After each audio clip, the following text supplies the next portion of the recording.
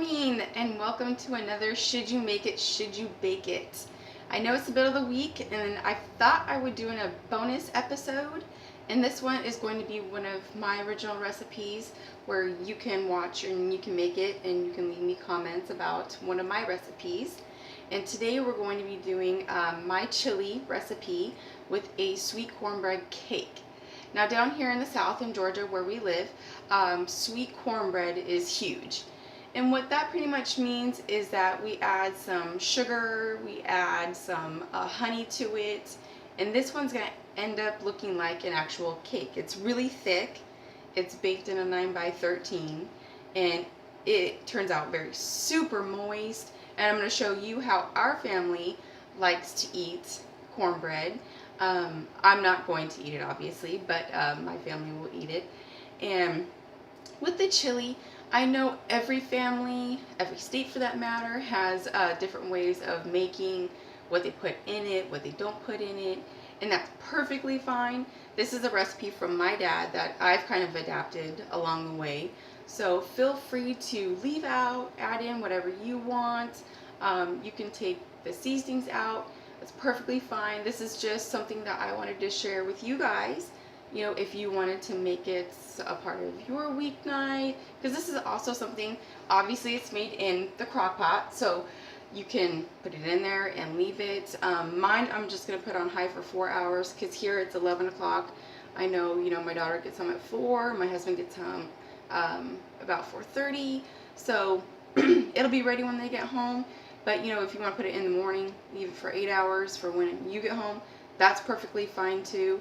It freezes well, and I'm also going to use the leftovers for another episode that I saw on the Food Network, so it'll work out perfect. And for the meats that I'm going to use in this, I've adapted to. I know a lot of people go anywhere from ground beef to elk to carne asada. What I've adapted most recently actually is I'm going to put in the 1 pound of ground beef after I brown it. But in the episode you guys just saw, with the eggs, we did chorizo and eggs. Now I have 3 links left. I'm going to use 2. I'm going to take the casings off like we did before and brown 2 of them and put in my chili as well. Because I started adding chorizo in my chili and my husband and daughter went crazy. So chorizo, like I said, is a Spanish style sausage with just a little extra spice in it. And for our family, we just love chorizo. So that's just how it is. So we're going to go over here and I'll show you the other ingredients that we're going to add before I add my ground meats to it. So let's go over here to the crock pot. Okay, so over here at the crock pot, we're pretty much going to just dump everything in here except for the ground meats that we need to ground up. So over here I have a 128-ounce can of tomato sauce. We're going to go ahead and just dump all that in.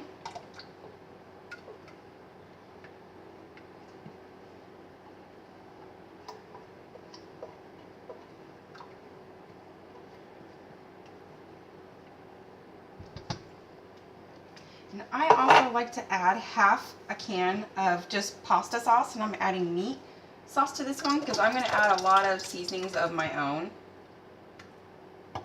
So I didn't want to add any of like the garlic and herb or anything like that. I'm going to add 1 can of corn. And I have rinsed and drained all of my cans. And I just put them back in the can so you guys can see the can itself. And these are all, well, this is 15.25 ounces of can. I think they're all the same. And these are dark red kidney beans. Again, rinsed and drained. And these ones are pinto beans.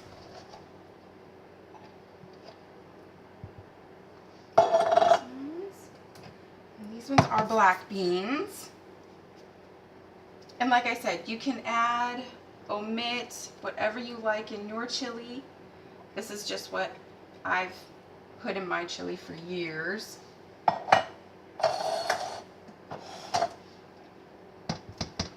So now that I've got all of that in there, I'm just going to stir it all together. See what it looks like. And even when I'm making my own, I tend to change it time to time, depending on what I'm going for. Sometimes I do like a barbecue flavored chili, and I'll put some Sweet Baby Ray's in here, and I'll go towards that route. Or sometimes I'll do like a taco style, and I'll add some taco seasoning mixed to it. It just depends. And then I'll do like more of an Italian. I'll add some Italian sausage instead of chorizo, and I'll add some ground fennel to it to give it more of an Italian seasoning to it. So it just depends on what the family likes or what they want, and I change it up, you know, myself to my own recipe. So you can always do that too. It just depends.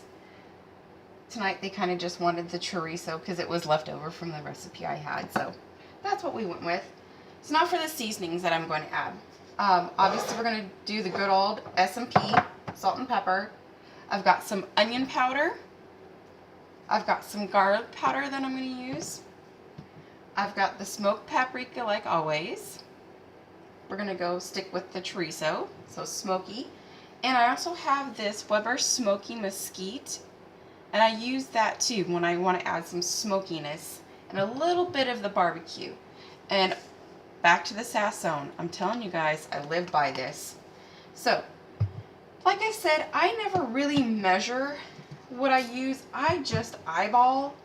So, I'm just going to, I have a half a teaspoon measuring here. So, I could just, I'll start off with a half a teaspoon of salt. And like I said, my family absolutely loves pepper, so I'm going to do the same. Most people well, actually, you know what? I'll do a quarter because that was a lot. But I think most people underutilize pepper, but that's okay. The smoked paprika, I'm just going to sprinkle that on a little bit, so I'll probably use, it looks like a quarter of a teaspoon is what I used. Garlic powder, half a teaspoon. And I'll use the same with the onion powder. I'm going to use half a teaspoon of that too.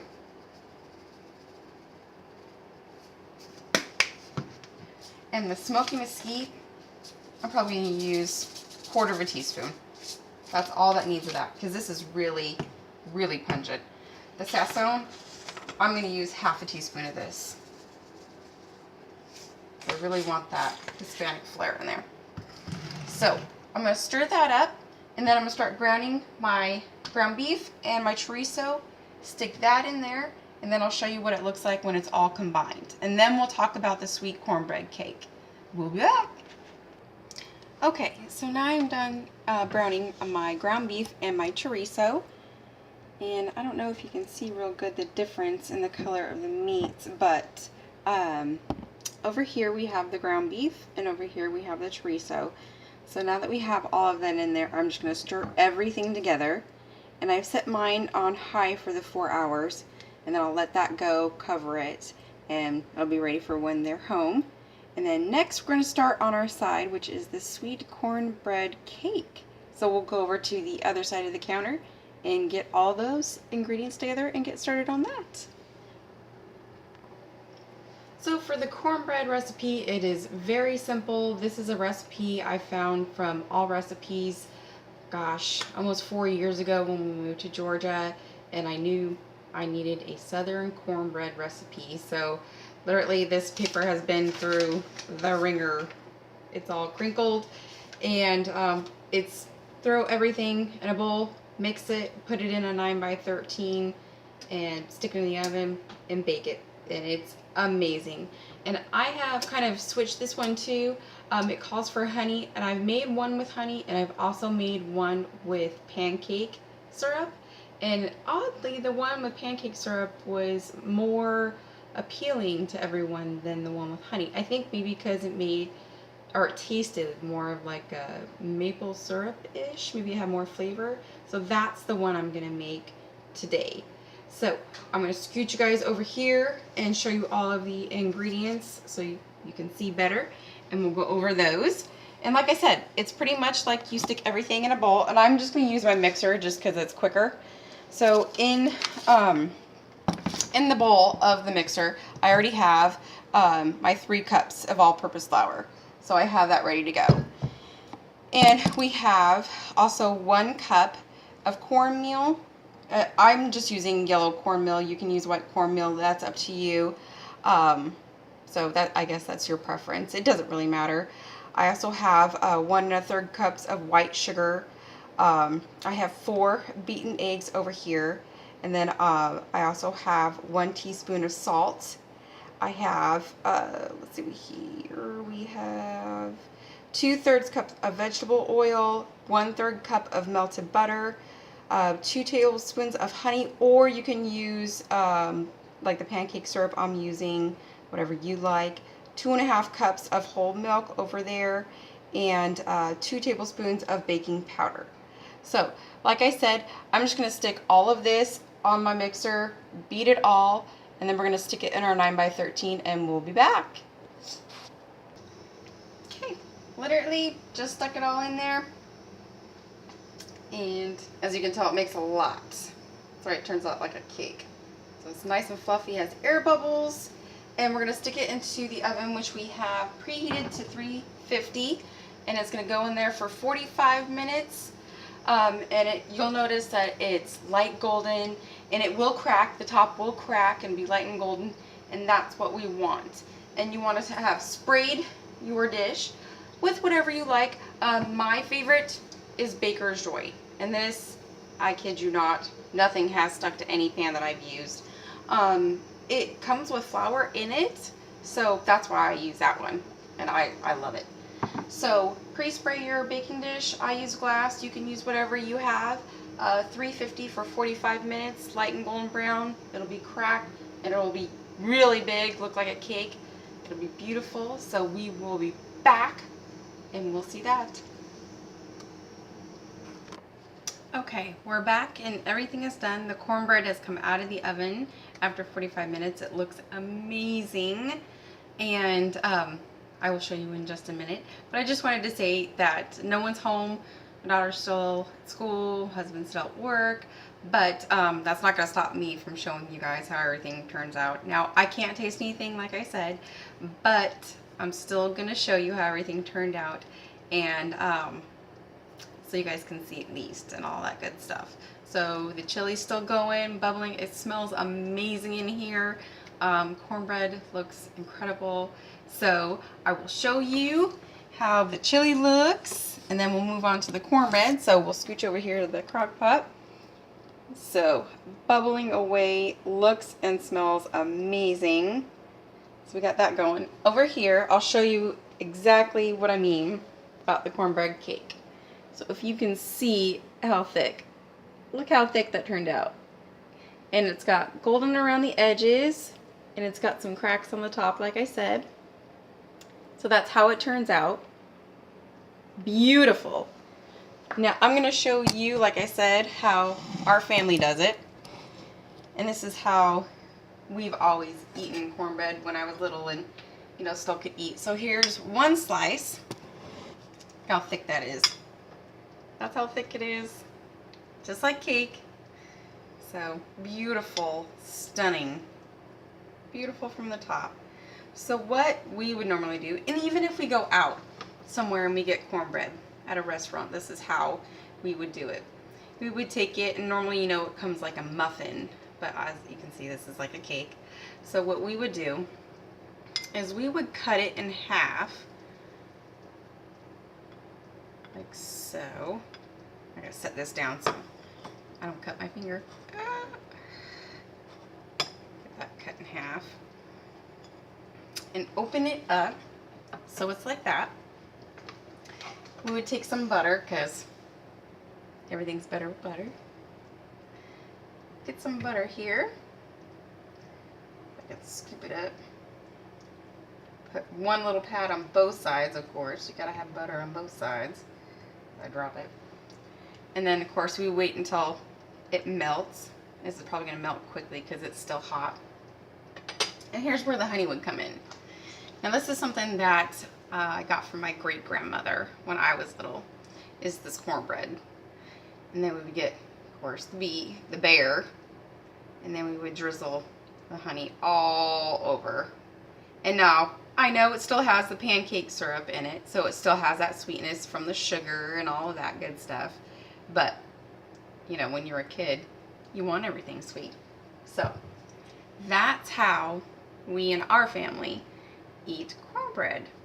Isn't that beautiful? Look at that. Nothing better. And I can, oh my gosh, it smells so good. You can smell the sweetness of the pancake syrup. You can get all in the cornbread. Oh gosh, it just, and look how thick it is. It's amazing. So I hope you guys enjoyed this video of my recipes, and I hope you try it and let me know what you think. Sorry it was a long one, but we made a whole entire meal and a side dish, so hopefully you enjoyed it. Thank you again.